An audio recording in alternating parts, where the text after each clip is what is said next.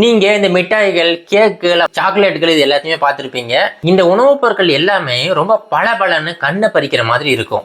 உண்மையிலேயே இந்த மாதிரி பளபளப்பான உணவுப் பொருட்களை வெறுமனே சாக்லேட் மட்டும் கொண்டு உருவாக்க முடியுமா அப்படின்னா கண்டிப்பா கிடையாதுங்க. அந்த சாக்லேட்டுக்கு இந்த பளபளப்பு தன்மையை கொடுக்கறது இந்த ஷெல்லாக் அப்படிங்கிற ஒரு பொருள் தான். இந்த ஷெல்லாக் அப்படிங்கிற இந்த பொருள் எங்கிருந்து வருதுன்னு நீங்க கேட்டீங்கன்னா, நீங்க இந்த பொருட்கள்லாம் சாப்பிடலாமா அப்படின்னு சொல்லிட்டு யோசிப்பீங்க. ஏன்னா இந்த ஷெல்லாக் அப்படிங்கிற இந்த பொருளை ஒரு பூச்சியில இருந்து எக்ஸ்ட்ராக்ட் பண்றாங்க. உலக அளவில் இருக்கிற இந்த ஷெல்லாக் தேவையை இந்தியாவில இருந்து மட்டுமே பாதிக்கும் மேல இவங்க பூர்த்தி செய்யறாங்க.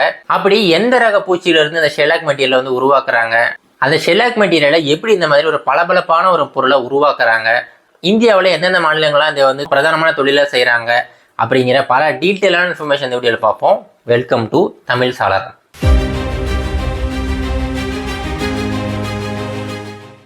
இப்போ சொன்ன பார்த்தீங்களா, இந்த உணவுப் பொருட்கள் எல்லாம் பளபளப்பாக இருக்கிறதுக்கு காரணம் இந்த ஷெல்லாக் அப்படிங்கிற இந்த பொருள் தான். இந்த ஷெல்லாக் அப்படிங்கிற இந்த பொருள் கிரியா லேக் அப்படிங்கிற ஒரு சின்ன பூச்சியில இருந்தால் எக்ஸ்ட்ராக்ட் பண்றாங்க. இதுக்கு முதல்ல என்ன பண்ணுவாங்க அப்படின்னா, ஜூன் மாதங்கள்ல குறிப்பிட்ட வகையான மரங்கள் எல்லாத்தையுமே செலக்ட் பண்ணிக்குவாங்க. அந்த மரங்கள்ல இந்த தாய்ப்பூச்சிகளை கொண்டு போயிட்டு ஒட்ட வச்சிருவாங்க. கொஞ்ச நாட்கள்லயே இந்த தாய்ப்பூச்சிகள்லாம் முட்டையிட்டு நிறைய சின்ன சின்ன பூச்சிகள்லாம் உருவாக்கிறோம். இந்த சின்ன சின்ன பூச்சிகள் எல்லாமே அந்த கிளைகளை போயிட்டு அந்த மரத்துல இருக்கிற சத்துக்களை ஓட்டை போட்டு உறிஞ்ச ஆரம்பிச்சிடும். இப்போ இந்த பூச்சிகள் அந்த சத்துக்களை உறிஞ்சிக்கிட்டே இருக்கும்போது அந்த பூச்சிகளை சுத்தி ஒரு பாதுகாப்பு வளையத்தை உருவாக்கணும். அந்த பாதுகாப்பு வளையத்தை பசை மாதிரி இருக்கிற ஒரு திரவத்தை கொண்டு உருவாக்குதுங்க.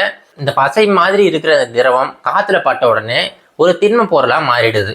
இந்த பொருளை தான் இவங்க ஷெல்லாக் அப்படின்னு சொல்லிட்டு அழைக்கிறாங்க.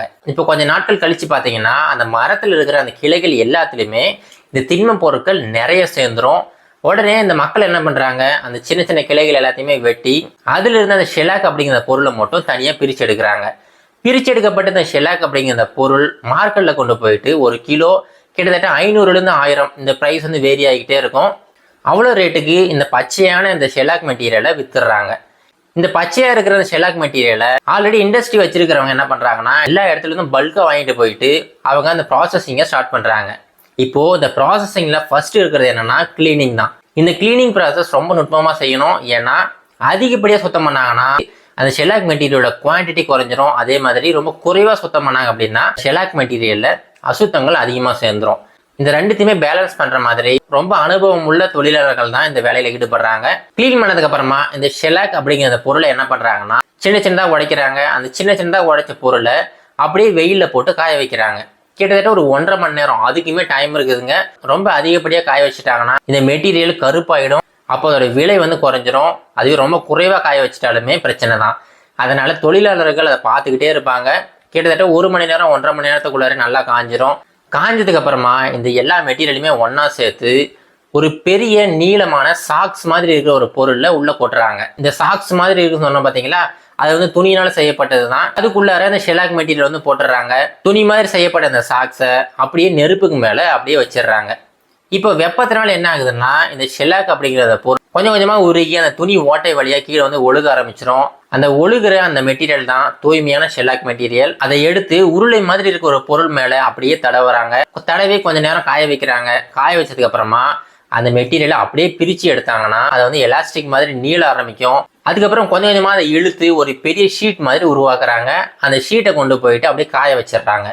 இது ஒரு ப்ராசஸ். இன்னொரு ப்ராசஸ் என்னன்னா, அது அப்படியே ஒழுகிட்டே இருக்கும்போது அது சின்ன சின்னதாக எடுத்து சின்ன சின்ன பட்டன்கள் மாதிரி செய்யறாங்க. அந்த சின்ன சின்ன பட்டன் மாதிரி செய்யறதெல்லாம் எதுக்கு பயன்படுத்துறாங்க அப்படின்னா, வளையல்கள் செய்யறது இல்ல ஒரு சில நகைகள் செய்யறது இதுக்காக பயன்படுத்துறாங்க. இப்போ காய வச்ச இந்த ஷீட் எல்லாம் இருக்கு பாத்தீங்களா, அது எல்லாத்தையுமே எடுத்து ஒன்னா சேர்த்து தூளா மாத்திடுறாங்க. தூளா மாத்தி அதை மொத்தமா வெளிநாட்டுகளுக்கு எக்ஸ்போர்ட் பண்ணிடுறாங்க.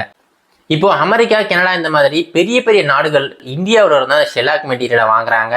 அமெரிக்காவில் இந்த ஷெல்லாக் அப்படிங்கிற அந்த பொருளை உணவுப் பொருட்கள் மேல கோட்டிங் மாதிரி தடவலாம். அதுக்கு அங்க அரசாங்கம் அனுமதி கொடுத்துருக்கு. அவங்க சொன்ன ஒரே கண்டிஷன் என்னன்னா, ஒருவேளை இந்த ஷெல்லாக் மெட்டீரியலை பயன்படுத்துறீங்கன்னா அந்த உணவுப் பொருளோட காகிதத்துக்கு பின்னாடி இந்த ஷெல்லாக் அப்படிங்கிற பேரை அச்சிட்டு இருக்கணும் அப்படிங்கிற ஒரே ஒரு கண்டிஷன் தான் சொல்லிக்கிட்டு இருக்காங்க. இப்போ இந்த தொழிலை காலங்காலமா 1000 வருடங்களா இதே மெத்தடை பயன்படுத்தி தான் இவங்க எக்ஸ்ட்ராக்ட் பண்ணிக்கிட்டே இருக்காங்க. ஷெல்லாக் அப்படிங்கிற பொருளுக்கு பலவிதமான பயன்பாடுகள் இருக்கு. வளையல்கள் மாதிரி ஆர்னமெண்ட் செய்யலாம். இந்த உடன் ஃபர்னிச்சர்ஸ் எல்லாத்துக்குமே வார்னிஷ் மாதிரி பயன்படுத்தலாம். அப்புறம் நிறைய ஓவியர்கள் அவங்க ஓவியம் வரையறதுக்காக அந்த கலர்ஸ் எல்லாம் கலக்கிறதுக்காகவும் இதை பயன்படுத்துறாங்க. இப்போ இருக்கிற காலகட்டத்தில் இந்த ஷெல்லாக் பொருளை நிறைய உணவுப் பொருட்கள் மேல ஒரு கோட்டிங் மாதிரி பயன்படுத்தி அது வந்து பளபளப்பாக காட்டுறாங்க. சிட்ரஸ் ஃப்ரூட்ல வந்து பார்த்தீங்கன்னா இந்த எலுமிச்சை, ஆரஞ்சு இந்த மாதிரி இந்த பொருட்கள் மேலே இந்த ஷெலாக் மெட்டீரியலை ஆல்கஹாலில் கலந்து மேலே தடவிடுவாங்க. இதனால அந்த பொருட்கள் பளபளப்பாகவும் ரொம்ப நாள் கெடாமலும் இருக்கிற மாதிரி பார்த்துக்கிறாங்க. இப்போ நீங்க சொல்லுங்க, நீங்க சாப்பிட்ட இந்த சாக்லேட்ஸ்ல வந்து ஷெலாக் அப்படிங்கிற பொருள் வந்து பயன்படுத்திருக்காங்களா அப்படின்னு சொல்லிட்டு. இந்த விஷயம் தெரியாமலே நிறைய பேர் சாக்லேட், கேக் இந்த மாதிரி பல விதமான பொருட்களை சாப்பிட்டுக்கிட்டு தான் இருக்காங்க. ஆனால் அந்த ஷெலாக் அப்படிங்கிற மெட்டீரியல் ஒரு பூச்சிலேருந்து வந்துச்சு அப்படின்னு தெரிஞ்சா சைவம் சாப்பிட்ற நிறைய பேருக்கு இந்த விஷயம் ரொம்ப பெரிய ஒரு அதிர்ச்சியாக இருக்கும்.